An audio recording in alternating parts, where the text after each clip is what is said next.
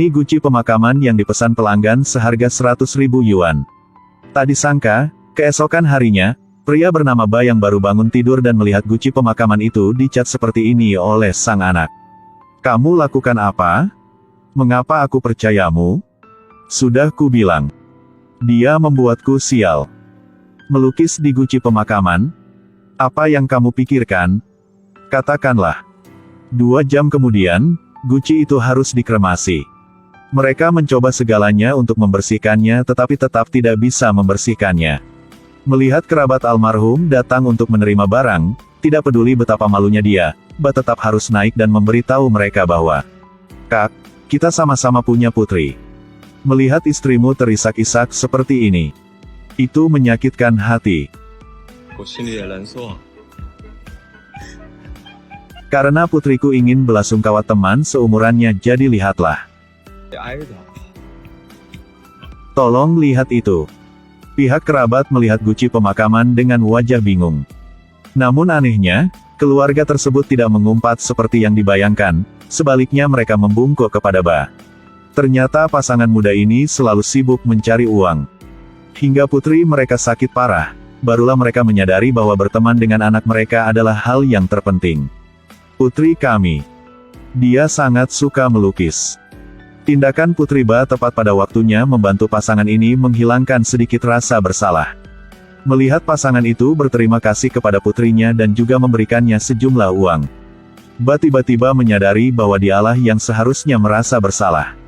Karena 2 hari yang lalu, ketika Ba sedang melakukan pemakaman untuk seorang wanita tua, cucu wanita tua ini tidak mengerti apa itu mati. Dia mengira neneknya dibawa pergi oleh orang jahat. Sepanjang hari dia memaksa Ba untuk mengembalikan neneknya. Seorang teman Ba menjelaskan pada gadis kecil ini, tapi dia tidak punya orang tua. Neneknya adalah satu-satunya kerabatnya. Sekarang jika Ba beritahunya bahwa neneknya sudah meninggal, meskipun dia mengerti, dia juga tidak mau menerima kenyataan. Ba tidak punya pilihan selain mengelabui dan membujuknya untuk menghiburnya. Ketika pamannya kembali dari Beijing, dia akan menjelaskan padanya. Namun tak disangka bahwa, saat Ba pergi ke rumah duka untuk bekerja, dia meninggalkan Xiao Fan di dalam mobil. Xiao Fan memandangi orang-orang yang membawa peti mati, mengira neneknya ada di dalam. Jadi dia segera lari ke dalam untuk mencari neneknya. Akibatnya, Xiao Fan mengacaukan pemakaman orang lain, mengubah suasana menjadi kacau. Dan Ba juga didenda banyak uang untuk itu. Xiao Fan tahu dia melakukan kesalahan, tapi Ba tidak ingin mendengarkan penjelasannya. Sambil marah, dia menggunakan cara paling kejam untuk memberitahu Xiao Fan tentang kebenaran masalah tersebut. Apakah kamu melihat cerobong asap itu? Nenekmu terbakar menjadi abu. Berubah menjadi asap dan terbang ke langit dan menghilang. Kamu tidak akan pernah melihatnya lagi. Mengerti? Nenek. Setelah itu, Ba juga menyadari bahwa caranya terlalu kasar. Jadi dia memberitahu Xiao Fan bahwa meskipun neneknya dibakar menjadi asap, dia tidak menghilang. Tetapi terbang ke langit dan berubah menjadi bintang. Jadi ketika Xiao Fan melihat kotak abu yang dipesan keluarga pelanggan untuk putrinya, dia langsung bekerja pada malam itu, hanya ingin memberkati temannya yang seumuran. Ba mengambil uang yang diberikan oleh pelanggan, mengingat kembali saat dia marah dengan Xiao Fan, dia merasa sangat bersalah. Paman Xiao Fan telah kembali dari Beijing. Ketika Ba membawa Xiao Fan ke rumahnya, dia tidak sengaja melihat sang paman dan istrinya sedang bertengkar. Sang paman adalah laki-laki yang takut pada istrinya. Karena penghasilannya sedikit, istrinya selalu menertawakannya. Sekarang, begitu sang istri mendengar bahwa sang suami berencana untuk mengadopsi Xiao Fan, sang istri langsung memarahinya dengan kasar di depan Xiao Fan. Ba tentu saja marah, tapi dia hanya orang luar. Selain mengkritik wanita itu, dia tidak bisa mengubah apapun.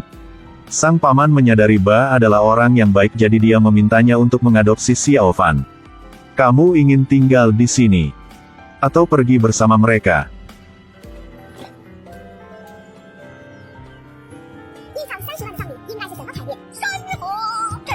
Apa istimewanya pemakaman senilai 30 juta? Gunung-gunung berguncang, bulan memudar. Yang mulia sudah mati. Nyalakan musik. Orang yang menyelenggarakan pemakaman ini adalah saudara bernama Mao San Muo ini. Pelanggan membayar 300.000 yuan, setidaknya dia harus mengantongi 289.000 yuan. Tapi dia bukan penipu, itu karena beberapa hari yang lalu seorang lelaki tua aneh bersikeras menghabiskan 300.000 yuan untuk mengatur pemakaman untuk dirinya sendiri. Kontrak yang menguntungkan seperti ini, tentu saja Ba tidak akan mengabaikannya. Satu-satunya hal yang tidak dia duga adalah pemakamannya setengah selesai, keluarga lelaki tua itu sudah tiba. Keluarganya mengira lelaki tua itu telah ditipu uang, jadi mereka memukuli kelompok Ba dengan keras. Kemudian mereka pergi ke kantor polisi untuk melaporkan kasus tersebut. Lelaki tua itu tidak hanya tidak mencuri uang Ba, tetapi juga menceritakan semuanya kepada polisi. Sebelum pergi, dia juga menjelaskan alasan sebenarnya saat menyewa Ba untuk mengatur pemakamannya. Ternyata beberapa hari yang lalu kabar Ba mengadopsi Xiao Fan diketahui oleh ayahnya.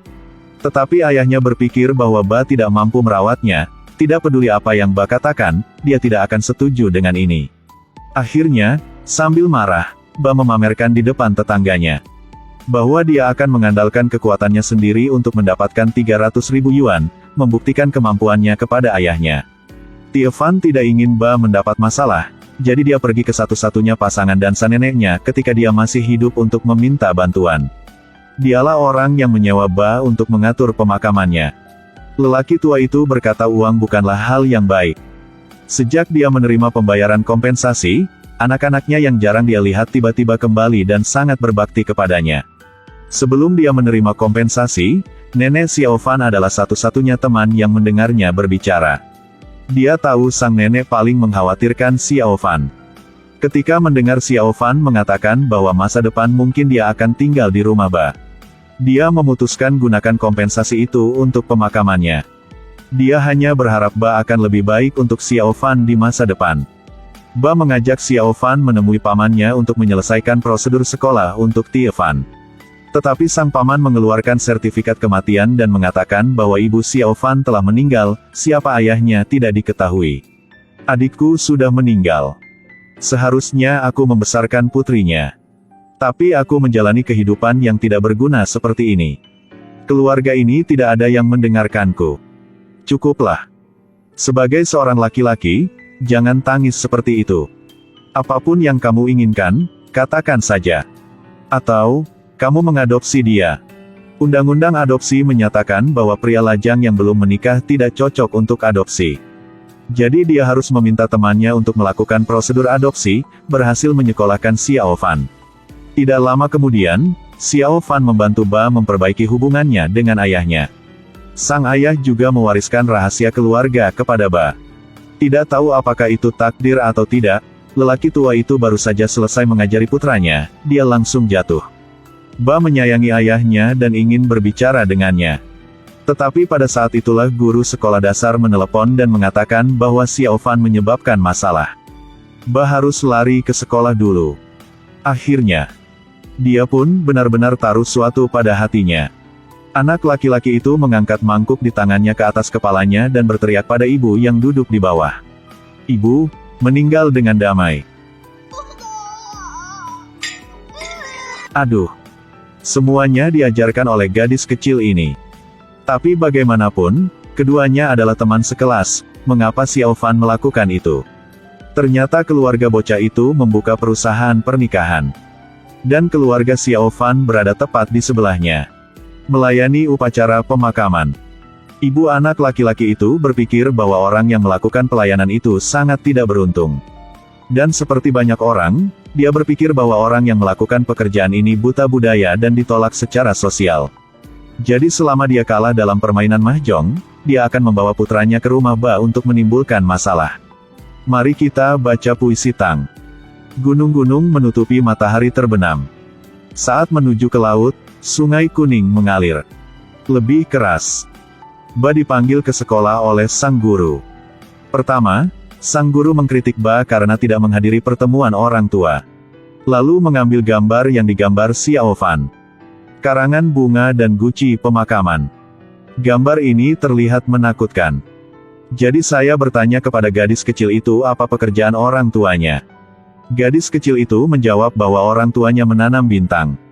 Alasan Ba tidak menghadiri pertemuan orang tua pertama-tama adalah karena dia malu dengan profesinya. Dan kedua, dia khawatir identitasnya akan menyebabkan Xiao Fan didiskriminasi di kelas. Tanpa diduga, di hati Xiao Fan, dia berubah menjadi penanam bintang. Ba membawa Xiao Fan untuk meminta maaf kepada semua orang tua siswa-siswa kelas itu. Tapi sebenarnya dia bertobat atas apa yang telah dia lakukan. Setiap kehidupan itu berharga. Jika datang dengan bangga, maka jika pergi pun harus seperti itu. Sebagai seorang karyawan yang mengejar profesi yang hebat, dia sama sekali tidak akan karena beberapa gosip dari beberapa orang untuk menertawakan dirinya sendiri. Dia tidak akan pernah memandang rendah profesi ini lagi. Sejak saat itu, Ba bekerja keras di siang hari dan mencari orang untuk memperbaiki jam tangan Xiao Fan di malam hari. Karena kerusuhan pemakaman, jam tangan pintar Xiao Fan jatuh dan rusak. Di dalamnya ada log obrolan suara yang dikirim neneknya.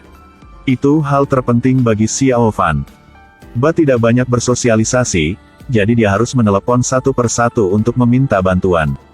Pada akhirnya, ia malah meminta bantuan dari keluarga pelanggannya yang bekerja di industri engineering. Meskipun jam tidak dapat diperbaiki, suara internal dapat dipulihkan. Ba menaruh file suara di dalam boneka beruang. Kemudian menganggapnya sebagai hadiah kejutan untuk Xiao Fan di hari ulang tahunnya. Tekannya. Nek sudah memasak iga babi rebus dengan akar teratai, kamu bisa memakannya Xiao Fan. Kamu kemana? Pulanglah lebih awal, hati-hati di jalan ya. Saat kamu pergi bermain, ingatlah untuk minum banyak air. Bermain di tempat teduh ya. Jika kulitmu kecoklatan, itu tidak akan cantik. Cucuku, Nek sudah membeli semangka, pulang dan memakannya. Xiao Fan, kita adalah yang tercantik. Xiao Fan, kita adalah yang paling patuh. Taat dan ikuti Nek pulang ya. Nek udah beli kue gula hitam kesukaanmu untuk kamu makan. Xiao Fan, hari ini adalah hari ulang tahunmu. Jangan bermain terlalu lama di luar ya. Ini adalah pertama kalinya Xiao Fan merasakan cinta sang ayah. Sayangnya, dunia orang dewasa sangat rumit. Suatu hari, Ba mengantar anaknya ke sekolah seperti biasa. Tanpa diduga, paman Xiao Fan membawa seorang wanita untuk datang. Sang paman bilang ini ibu kandung Xiao Fan. Sertifikat kematian sebelumnya hanyalah kesalahpahaman. Ba tidak memperhatikan mereka, tapi wanita itu menempel padanya. Dia berbicara dengan banyak informasi tentang Xiao Fan. Dia juga mengatakan bahwa tumit kiri Xiao Fan memiliki tanda lahir berbentuk berlian. Jika kamu masih tidak mempercayaiku, aku bisa melakukan tes DNA. Tidak perlu melakukan tes apapun. Ba tahu kata-katanya benar. Saat melihat Xiao Fan, dia tidak tahu harus berbuat apa. Yang paling penting adalah dia tetap berdiri di depan rumahnya selama beberapa hari terus-menerus. Satu-satunya pilihan Ba adalah menghadapinya. Di mana kamu saat neneknya meninggal? Di mana kamu saat dia menyebabkan masalah di mana-mana? Di mana kamu saat dia diusir oleh bibinya? Sangat sulit baginya untuk memiliki tempat yang disebut rumah. Dan kamu tetap ingin membawanya pergi, kan? Siapa yang memberimu hak itu? Wanita itu berulang kali menamparkan wajahnya, meminta maaf kepada Ba. Dia bilang dia tidak mengerti banyak hal sebelumnya, dia telah mengalami banyak jalan, tapi tetap tidak tahu siapa ayah Xiao Fan. Karena dia berada di penjara di luar negeri selama beberapa tahun. Itu sebabnya dia tidak bisa muncul. Belakangan, dia ingin tinggal bersama Xiao Fan. Tetapi Ba tidak setuju, saat melihatnya berlutut, Ba juga tidak mungkin.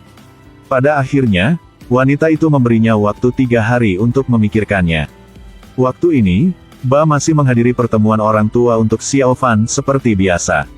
Mengurus makanan dan pakaian Xiao Fan. Melihat Xiao Fan tidur nyenyak, Ba tidak tahu harus berbuat apa. Haruskah dia memenuhi keinginan sang ibu atau mengikuti kata hatinya? Dia benar-benar tidak tahu harus berbuat apa. Saat waktunya tiba, Ba segera membawa Xiao Fan ke mobil. Kemudian dia beritahu ibu Xiao Fan tentang rutinitas hariannya. Tapi kebetulan sekali, sebelum mobilnya berangkat Xiao Fan sudah bangun. Siapa Anda? Nak, aku ibumu. Melihat kepanikan Xiao Fan, Ba dengan cepat menghiburnya dan menyuruh sopir berangkat. Xiao Fan menangis di dalam mobil. Ba melihat mobil itu pergi, tangisan Xiao Fan merobek hatinya. Saat ini dia menyadari dia tidak bisa meninggalkan Xiao Fan. Tapi pilihan sudah dibuat. Perhatian terakhir yang dia berikan kepada Xiao Fan adalah mengabaikan segalanya dan mengejar mobilnya.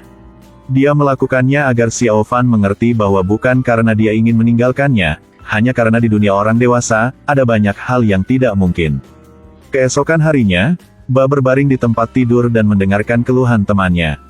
Dia ingin kembali menjadi Ba yang tidak bermoral seperti sebelumnya. Apapun yang terjadi, selalu menertawakannya. Namun panggilan telepon kakaknya membuat Ba benar-benar runtuh. Kakak perempuannya mengatakan ayahnya meninggal. Ba sendiri menyiapkan pakaian untuk ayahnya. Menurut nasihat sang ayah, pemakamannya tidak perlu besar-besaran, juga tidak perlu berkabung untuk waktu yang lama. Buat saja serapi dan sebersih mungkin. Apalagi sang ayah ingin dia memasukkan abunya ke dalam kotak ini. Alih-alih menghabiskan uang untuk membeli guci pemakaman, gunakan uang itu untuk keluarganya ada makanan yang lengkap. Ayahnya juga berkata bahwa dia menginginkan pemakaman yang membanggakan. Jika Ba tidak bisa melakukannya, dia akan tinggal di abu itu selamanya dan tidak akan pernah pergi. Sang kakak berencana untuk menguburkan ayah dan ibunya di tempat yang sama. Tetapi Ba mengambil kotak abu itu, pergi ke tepi sungai yang di pinggiran kota pada malam itu. Dia mencampurkan abu ayahnya dengan kembang api dan menembakkannya ke langit. Karena ayahnya telah menjalani profesi ini sepanjang hidupnya. Dan tokonya yang diwariskan dari generasi ke generasi juga bernama, pergi ke surga. Ayah. Apakah ini cukup untuk dibanggakan? Saat ini, Ba menerima panggilan telepon. Mengetahui bahwa Xiao Fan hilang, semua orang sangat khawatir. Mereka mencarinya di seluruh gang besar dan kecil, bahkan jika mereka mengendarai mobil pergi ke surga, tetap tidak dapat melihat sosok Xiao Fan dimanapun. Kak Ba.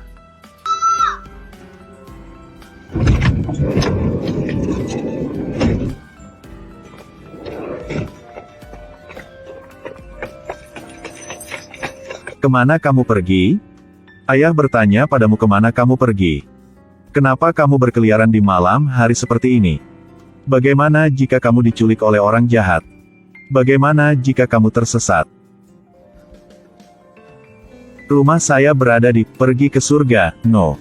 73, Jalan Wuan, Distrik Wuhua, Kota Yinyang. Saya tidak akan tersesat. Hati dia langsung meleleh. Saat ini dia memutuskan bahwa dia tidak akan pernah meninggalkan Xiao Fan lagi. Beberapa hari kemudian, ibu Xiao Fan datang dan memberikan semua barang bawaan Xiao Fan kepada Ba. Hei, inginkah kamu melakukan pekerjaan kami?